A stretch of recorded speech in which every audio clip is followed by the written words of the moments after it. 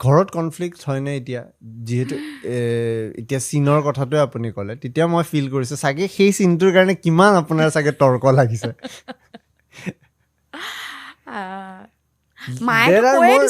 মায়েতো কৈ দিছে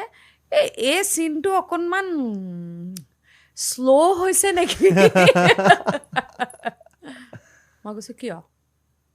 নাই সেইটো থাকিব লাগিব সেইটোৰ এটা গুৰুত্ব আছে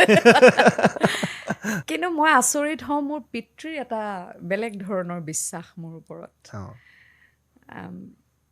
মইতো পৰিচালনা তেনেকৈ খুব কৰিছোঁ দেউতাৰ লগতে সদায় কৰি আহিছোঁ কিন্তু এই যিটো বিশ্বাস ভাল লাগে তেওঁ একো কোৱা নাই খালি কেইটামানটো কৈছে গতিকে গোটেইটো চিন্তা কাহিনীৰ পৰা আৰম্ভ কৰি গোটেই চিন্তাখিনি যিহেতু তেখেতৰ মই কিছুমান দিছোঁ পইণ্ট মোৰ ইনপুটছ কেইটামান বস্তু কৈছে কিন্তু মানে কৰিব দিছে মোক ডাঙৰ কথা কিন্তু কৰিব দিয়াটো